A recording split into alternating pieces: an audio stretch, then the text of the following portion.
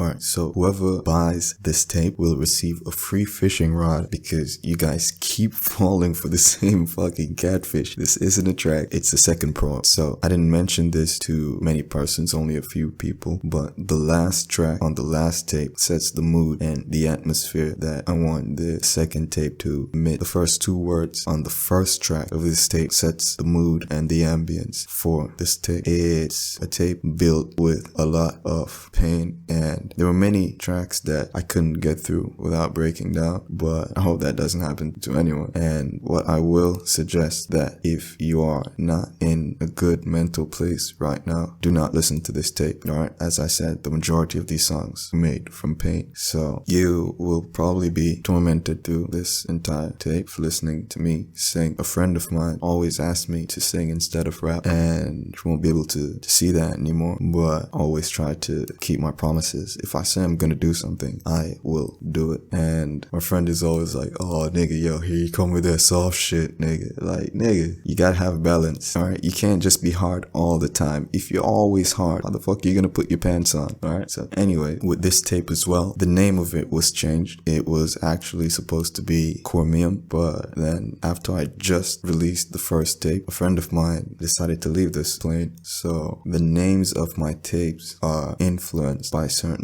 events. So if I mention your name in a song or I name something after you, it's never ever for a good reason. You have most certainly been removed from my existence. Or in the odd case that I felt so inspired and I'm like, yo nigga, yo, I wrote a song for you and I think you're cool with it and nobody will recognize you, then I'll just probably leave that out there. One thing that I've come to realize in the past few years that I'm a fucking horrible friend, which is why I try so hard to be a good friend to persons. What I realized is your life is insignificant. My life is insignificant. So how do I get my friends' lives to live on longer than the normal insignificant thing? Billions of people have born and lived and loved and died. Nobody remembers them. Nobody even knows who their name is because their memory dies with the last person that ever remembers them. But we have the internet, and I decided to immortalize my friends on the internet so that anybody who comes across these tapes in the future or whatever new invention we use instead of the internet, I'm sure the internet will be migrated to it, and hopefully somebody can come across this and just the mention of somebody's name in one of these tapes will allow their memory to live on a little longer. Remember, this ain't no professional shit. It's just some guy in his fucking bed recording. So if you can make it to the end, thank you very much and goodbye.